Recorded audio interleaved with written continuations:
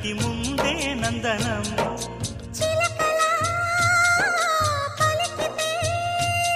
ఉండిపోరా సంబరం ఉండే కాదా మందిరం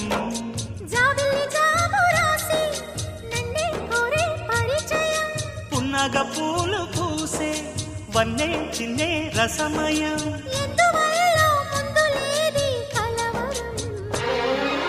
అగిరి పడిన పెదవికేంటి అర్థం అడుగుతా